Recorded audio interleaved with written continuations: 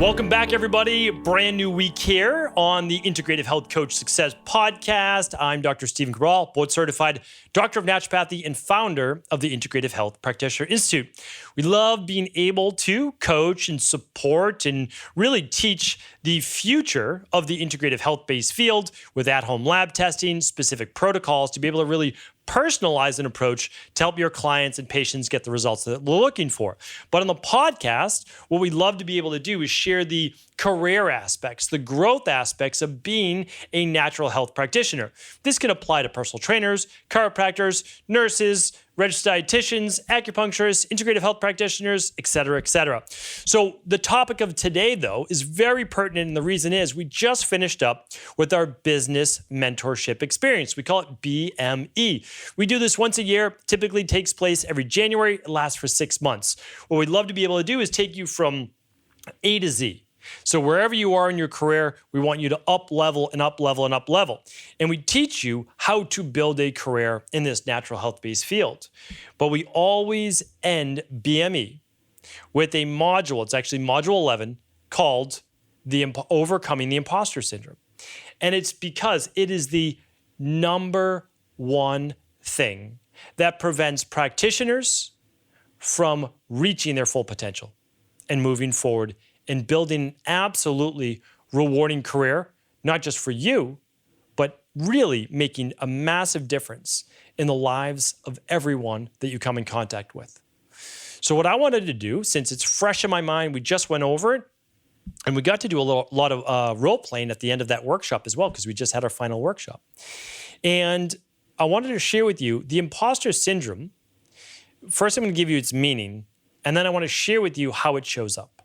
And you might be experiencing it. So if you're not already in a thriving practice right now, if you're worried about going on social media and creating a post, if you're worried about doing a video, an audio, a podcast, if you're worried about being interviewed, if you're worried about even working with a client or doing a free discovery call or free consultation, it's most likely because of the imposter syndrome. And I want to start to go through that now. So the imposter syndrome means this. It's you pretending to be someone that you're not. That's what the imposter syndrome is. So it's you, even though you might have the Integrative Health Practitioner certification, level 1, level 2, maybe even mastery, you still feel in that subconscious mind that you are an imposter if you begin to take on your own health coaching clients. Because you may not know it all yet. And we'll start to get into that, right? We'll talk about that in just a moment. But self-doubt, well, I gave you the other answer. The imposter syndrome simply shows up as self-doubt. Feeling like a fraud. Feeling like there's so many more people smarter than you. Feeling like that you're going to make a mistake with that client. And if you've ever had that self-doubt, that warrior of criticism, that feeling like a fraud or anything like that, I want to share with you, that is completely normal. I shared it on my workshop with the IHPs in the Business Mentorship Experience. And I said to them, listen, I know a lot of speakers out there. Most speakers are nervous before they get on stage. They feel like they're going to mess up. They won't remember their speech. Everybody's going to be looking at them. Are they really the expert? Like all of those different things pop in their mind. And the only difference is that they've realized that that's par for the course. It's always just going to show up at the next level of your career. And I shared my own experience. So the largest crowd that I've ever spoken to is probably a little over 1,500 people. Okay. I've never spoken to a stadium like a stadium crowd. So if I got the opportunity to go to speak to 35,000 people, right? 50,000 people, whatever it might be, no doubt it would start to creep up that I get this little bit of nervousness, this little bit of, am I really ready to talk in front of 35,000 people, right? And you start to then go through all the thoughts in your head. What if someone's there and they know more than you? What if you do forget what you're going to say. What if, like all these different things, you're worried, right? You're worried about the judgment. You're worried about how you'll come off. You're worried about how you look, how you sound, all these different things. Totally normal. Why? Because it is your subconscious job to keep you safe. And you are talking about, now again, it's not life or death, but your subconscious doesn't really know that. You're worried. And you're putting yourself out there in an uncomfortable spot. And its job is to keep you in your comfort zone. So if you have never worked with a health coaching client and you're worried about working with a health coaching client, your body's saying, yeah, you shouldn't do that. Here's all the things that could go wrong. And your subconscious is happy to list those for you, right? It's happy to do that. You're not very happy about it, but your subconscious is like, oh, you could do this. This could happen. This could happen. What about this? What about that? Oh, I didn't even think about that. And this prevents you from even getting started. The same thing happened to me with every phase of my career. Talking about nutrition, becoming a personal trainer, becoming a strength and conditioning specialist, right? Even going back to school, like all of these things is like, are you really going to be able to do it?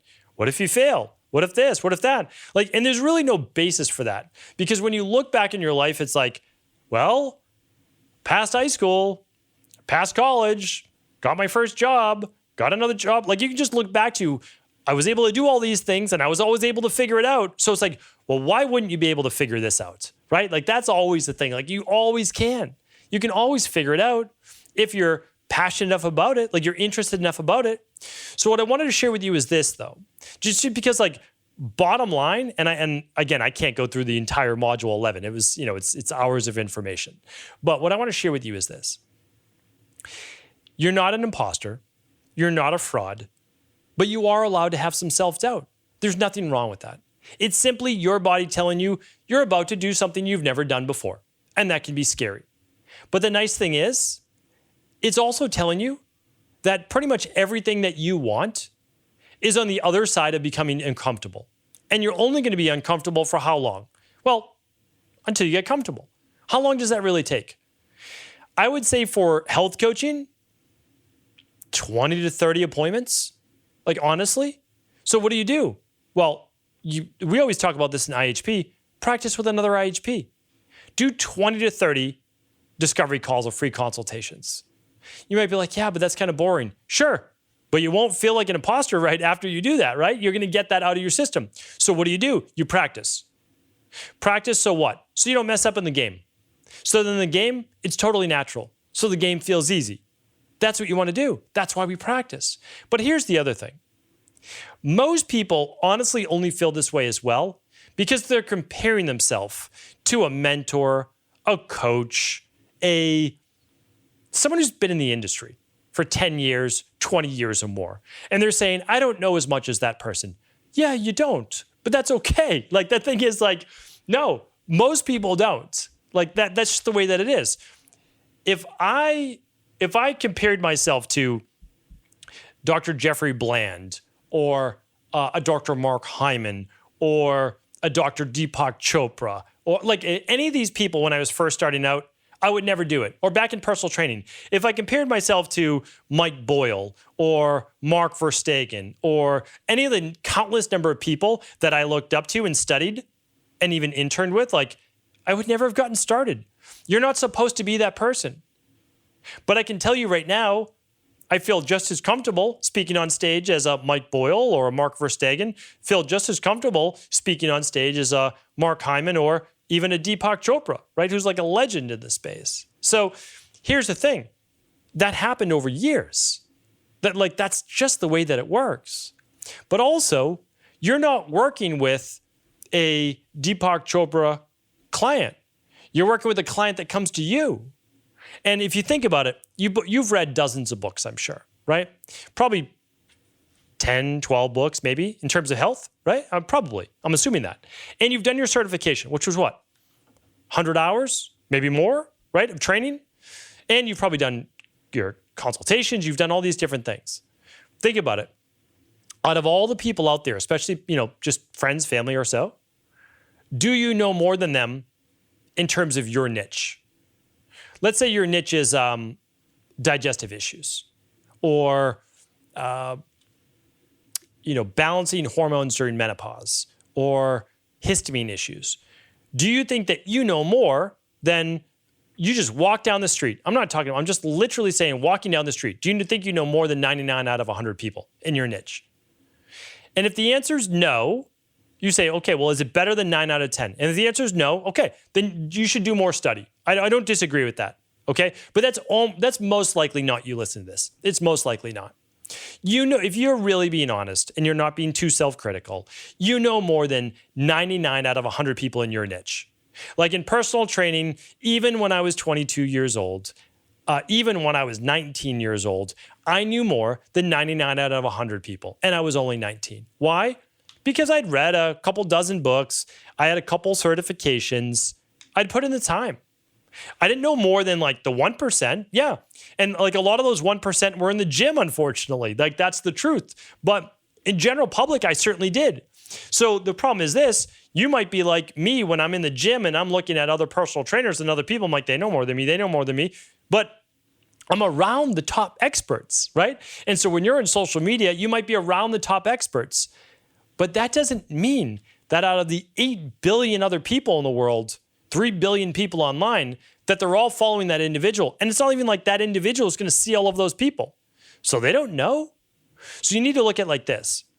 You're an expert. You're an absolute expert compared to the people that are coming to you. That's all that you need to be. That's the truth. So if they're coming to you for digestive issues, I'm telling you right now, you know way more about the digestive tract and you can absolutely help them get on the path to healing. You also have to look at it this way. Ask yourself, would an individual who has digestive issues, we're just using this as a niche, benefit from speaking to you? Yes or no? If the answer is yes, you've got to get out there. You have to get started with working with people. A person's going to benefit from speaking with you. Why wouldn't you get out there and start helping them then? Like that's how I look at it. And also, you say to yourself, sure, but I'll know more once I do this next certification or read this next book. You probably will, but so will everybody else, right? Like that's just how the world works. So you should plan to be better a year from now and 5 years from now. I hope to be myself. But that should not preclude us from getting started today. And also, you have to understand this. You're going to learn so much more about helping clients from doing what? Helping clients. You're not going to learn more about helping clients in a book. That's also what I realized. So I had my textbook education, but then I had my internship education and my just get out there and go meet with people education. Okay, well, I got a small amount from what I could read in the textbook, no real world application. I got much more during an internship, but I was, I had a doctor looking over me and I'm like, is this okay? Is this okay? And like, kind of going back and forth. And I got the most and the fastest education from getting out there and doing it and learning. And I always realized this, whenever I was meeting with a client, if I didn't have the answer, typically they're not calling you out on it, I would write it down. Guess what I would do at the end of that day? Look up the answers. Guess how quickly I would learn? Really fast, same day. Then guess how I got back to the client? Through an email. So now the client asks me a question or they're mentioning something like, oh, I don't have the answer to that. Write it down. It's okay. You're not expected to know everything, right? Then day's over, put in a little bit of work, look up the answers. Then what did I do? Got back to the client that same night or the next morning. So they were happy as well. I'm learning. I do this to this day. If some obscure thing comes up that I haven't heard about before, or even non-obscure, I don't know everything that there is for sure.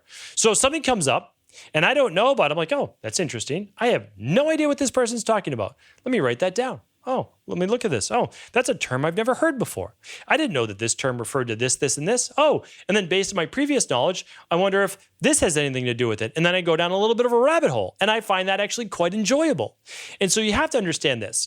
You will never know it all. None of us know it all.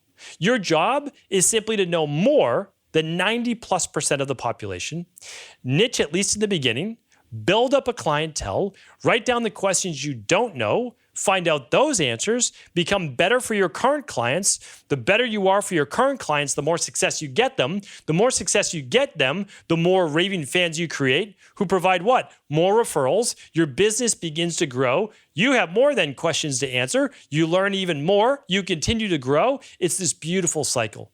But guess what? None of that is going to happen if you don't get started. So yes, we all deal with the imposter syndrome. It's never going to go away. If it continues to come back, it means this. It means that you're continuing to challenge yourself.